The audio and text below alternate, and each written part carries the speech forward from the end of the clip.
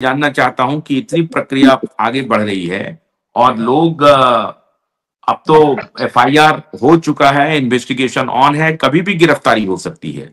और खासतौर से अभी जो रीजनल मैनेजर संजीव कुमार का कह रहे हैं कि शायद पहला विकेट गिरने वाला है और उसके बाद ये मामला उच्च प्रबंधन तक पहुंचेगा।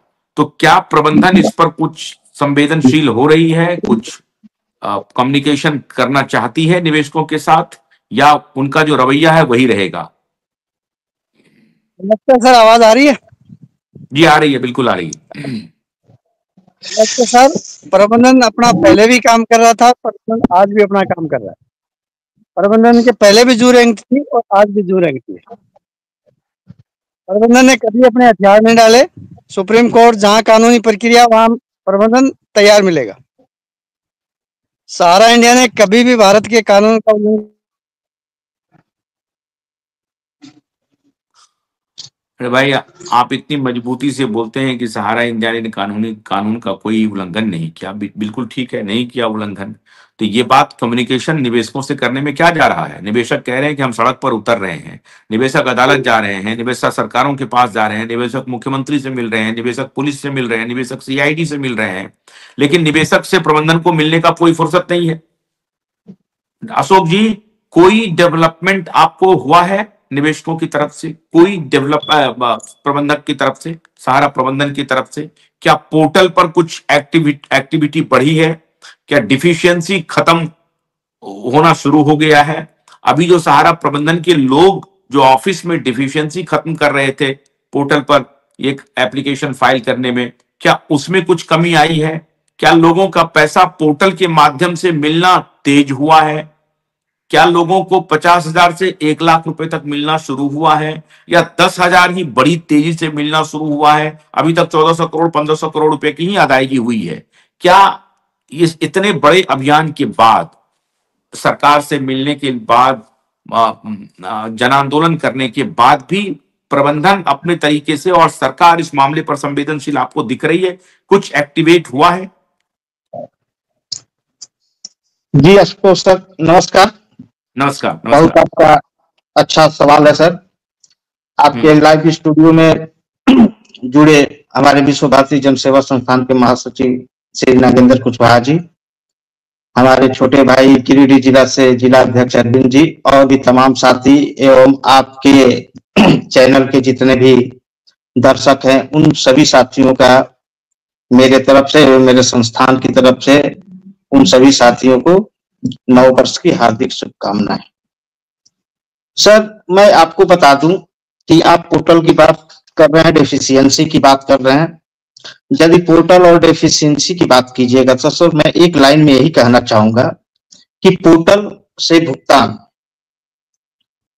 ये पूरा का पूरा समाधान नहीं है। आज किसी भी प्रबंधन से मिलिए, किसी से बात कीजिए, एक तो पहले मिलने के लिए तैयार नहीं होते हैं, कुछ बताने के लिए तैयार नहीं होते हैं। बाय चांस यदि कोई बताने के लिए तत्पर, उनके दलाल किस्म के जो लोग हैं वो बताते भी हैं तो सिर्फ यही बोलते हैं कि भुगतान तो हो रहा है, भुगतान तो सहारा इंडिया कर रही है। और जब पूछिए कि कैसे कर रही है तो यही बता रहे हैं कि पोर्टल पे जो भुगतान हो रहा है तो सहारा इंडिया ही कर रही है। जब सहारा इंडिया को भुगतान करना था तो फिर अपने ब्रांच से, अपने कार्यालय से भुगतान क्यों नहीं कर रही है? सीधा एक लाइन में दिखा देते हैं कि सीआरसी आपका पोर्टल से भुगतान हो रहा है। तो पोर्टल पे जो भुगतान की व्यवस्था है सीआरसी के माध्यम से, तो क्या वो सहारा इंडिया का देन है? वो सहारा इंडिया करवा रही है। वो कानूनी प्रक्रिया के तहत जो भी कुछ हुआ उसमें 5,000 करोड़ रिलीज हुआ और उसको लेकर के जो है भुगतान सीआरसी के माध्यम से छोटे छोटे निवेशकों का 5,000, 10,000, 20,000, 50,000 तक, अभी तक का जो सुनने में आया 50,000 तक का भुगतान हो रहा है। ये सही बात है, लेकिन वो भी कितने परसेंट लोगों को? कुछ गिने चुने हुए लोगों को, वो भी 10,000, 20,000, वो भी प्रिंसिपल की बात की जाती है।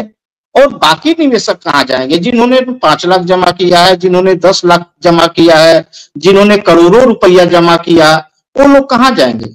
उनके लिए पोर्टल पे क्या व्यवस्था है? ये पोर्टल पे जो व्यवस्था है सीआरसीएस के माध्यम से, वहां सिर्फ सोसाइटी की बात हो रही है, जबकि सोसाइटी के अलावा इस कंपनी में बहुत सारी जैसे मैं बात करूं क्यूसॉफ्ट का हो गया, कमर्शियल हो गया, रियल एस्टेट हो गया, और भी तमाम कंपनियां हैं, उन सबका क्या व्यवस्था है पोर्टल पे? उस सबका तो पोर्टल पे कोई व्यवस्था नहीं है।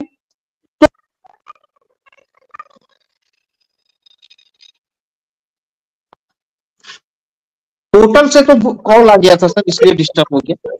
पोर्टल से तो भुगतान संभव है नहीं। आ रहा है, आप डेफिशिएंसी की बात कर रहे हैं सर, तो मैं बता दूं इस डेफिशिएंसी के माध्यम से बहुत सारे लोगों की दुकानदारी खुल चुकी है।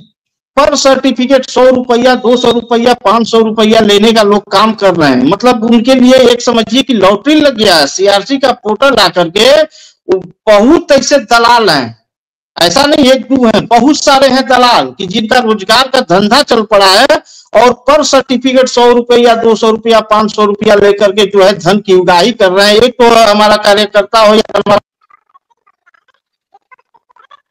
अपना धंधा बनाए हुए हैं, पोर्टल का खेल खेल रहे हैं। एक एक दिन में 5-5 हजार, 10-10 हजार, कहीं किसी जगह अपना सिस्टम तैयार करके बैठे हुए हैं।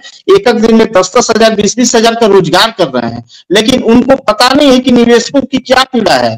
तो सर मैं आपको बता दूं संक्षिप्त में, इस पोर्टल पर जो खेल खेलने वाले डेफिशिएंसी लोगों का भी इलाज बहुत अच्छी तरह से किया जा रहा है, बहुत अच्छी तरह से किया जा रहा है। हम लोग, मैं पूरे देश का तो बात नहीं करूंगा सर, लेकिन इतना आपको जरूर बताऊंगा सर कि एक लाइन में पूरे झारखंड का डेफिशिएंसी खत्म करने जा रहे हैं सर हम लोग।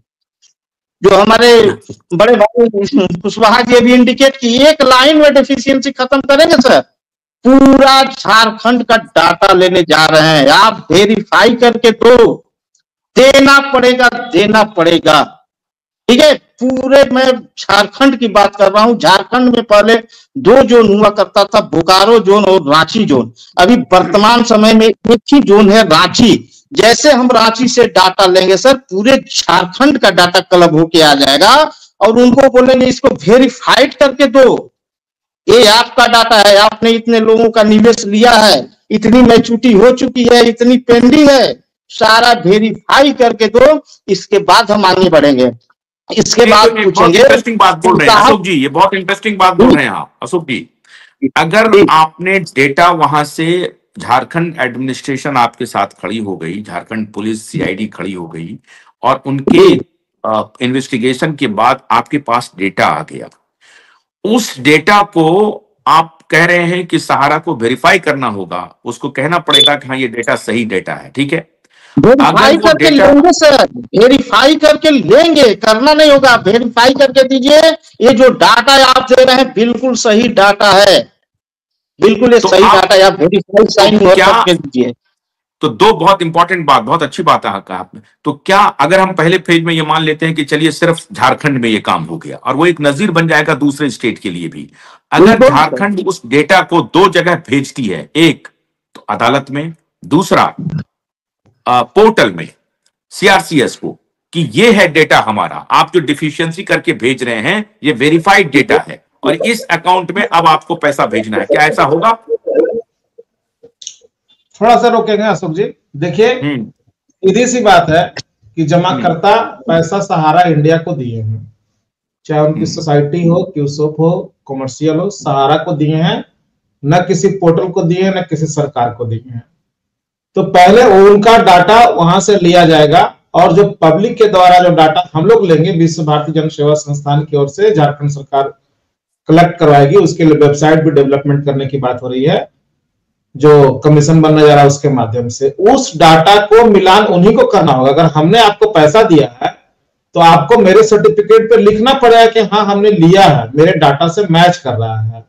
तो जो आप जो लिखते हैं जिसको हमने दिया वो खुद मान ले कि हाँ हमने पैसा लिया, तो पहले पैसा हम मांगेंगे सहारा इंडिया से, भैया हमने तुमको पैसा दिया है, तुम दो। अगर आप गाना गाओगे कि एम्बार्गो लगा हुआ है, तो ये लगा हुआ है, तो 2012 के बाद जो पैसा आपने कलेक्ट किया उसके किसी भी फॉर्म पे लिखा नहीं कि हमारा एम्बार्गो है, आप पैसा जमा करते हैं तो आपको तब मिलेगा जब एम्बार्गो हट जाएगा, ये आपने लिखा नहीं है, सीधा सी बात है। तो ये सब गाना नहीं चलेगा, पहले सहारा को दिया जाए कि इतने सर्टिफिकेट आपने वेरीफाई किया, तो इसका पैसा आप कब दे रहे हो, और नहीं दे रहे हो तो आपका जगह यहाँ नहीं है, आप मनी ट्रेल के एक्ट में आप सीधे जेल जाओ, ये वहां जाए। उसके बाद उतना पैसा कहां से आएगा, इनकी कितनी संपत्तियों को हम लोग को लेना पड़ेगा, और उसके बाद हम लोग सुप्रीम कोर्ट और आगे बढ़ेंगे कि कहां हमको जाना है उस डाटा को लेकर के। पहले पैसा सहारा इंडिया से मांगा जाएगा, क्योंकि पैसा हमने उनको दिया है। पोर्टल 5,000 करोड़ रुपए के लिए बना है, संपूर्ण भुगतान के लिए नहीं। आपके चैनल पर जो गला फाड़ फाड़ के जो बोल रहे थे तो बड़ा हंसी आ रहा था, क्योंकि हम लोग जब